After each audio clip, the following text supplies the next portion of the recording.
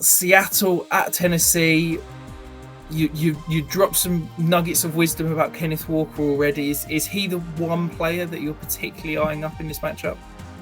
Yeah, so I when I initially went through and created my player pool of players I wanted to write up this week, Kenneth Walker wasn't in there because you see the Titans and you go, okay, well, Tennessee have been good against the run all season. You know, they've been a pass funnel defense.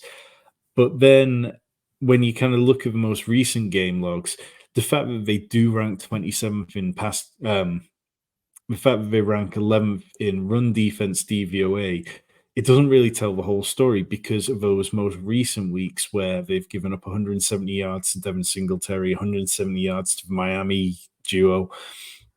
And you go, okay, well, if the Titans a team who've got their flip-flops on already, they're already starting to think about the offseason. You know, we saw last week that they are completely ruled out of the playoffs now.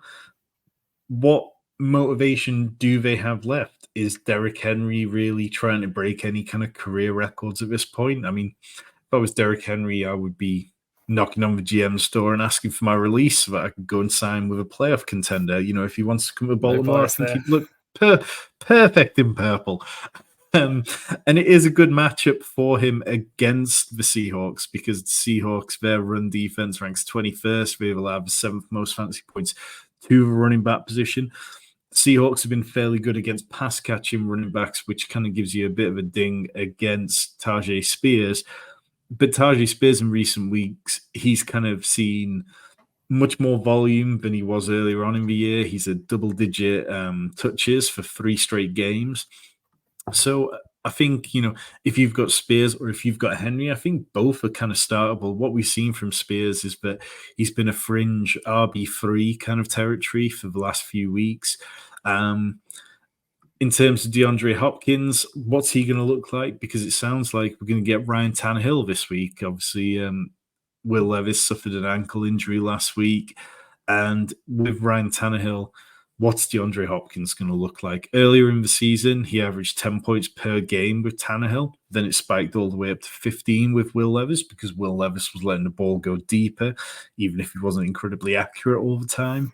So I'm a little bit concerned that DeAndre Hopkins might see a bit of a dip this week. But on the Seahawks side, this is the perfect matchup for Geno Smith to come back to after missing a game. Like the Titans, they just are not a good pass defense. I think you look at what Jackson Smith-Njigba has done. He's been a top 30 wide receiver twice in the last 5 games, which isn't amazing.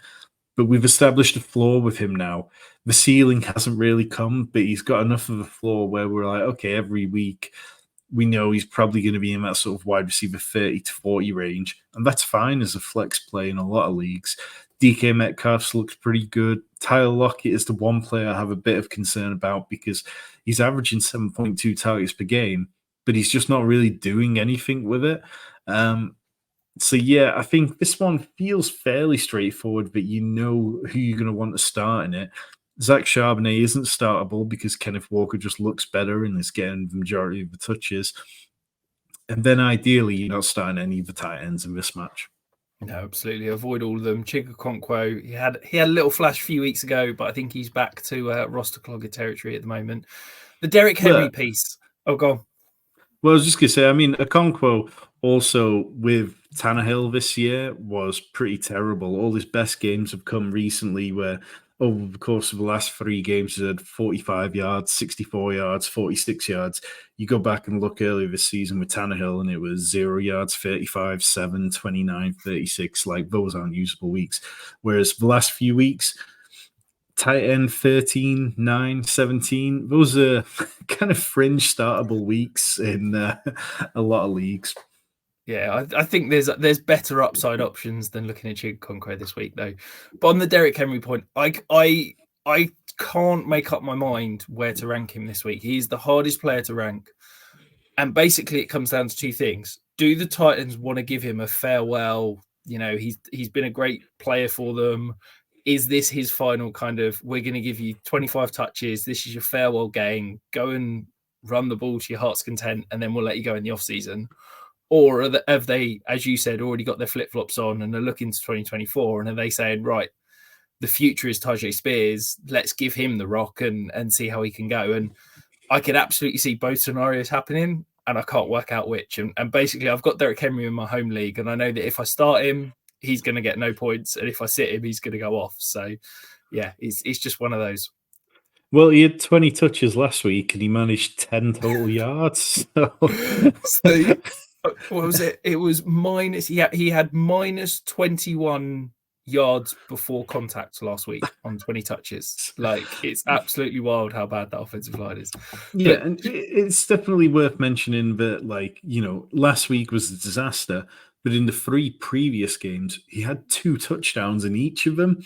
Like, he was RB10, RB4, and RB11. So we understand that there's definitely not the ceiling it once was, and Dihemba doesn't hit as hard as it used to, but that we know what the better outcomes look like for Henry right now. Yeah, absolutely. Jonathan's back with another question. So he's asking, you need to sit one between Kenneth Walker, Montgomery, Aaron Jones, Tychana. That's sit David Montgomery for me. Yeah, definitely. I think there's scenarios where David Montgomery turns out to be the better Lions back this week, but I'd be more comfortable playing him in DFS tournament lineups than I would be in kind of any managed league format. Yeah, makes sense. And welcome in, David. Nice to have you. And Wonky Penguin, one of our members, she's back. Are we really starting Bijan? Rewind about 10 minutes. Tom talked about it. Tom's all in on Bijan this week. I think that's safe to say, isn't it, Tom? Yeah, definitely. I mean, Bijan saw 2.6 more rush attempts in games with Taylor Heineke compared to the games with Desmond Ridder. He rushed for 69 yards per game with Heineke compared to 53 with Ridder. I think, the Colts matchup is absolutely one which I'm fine shooting for upside on.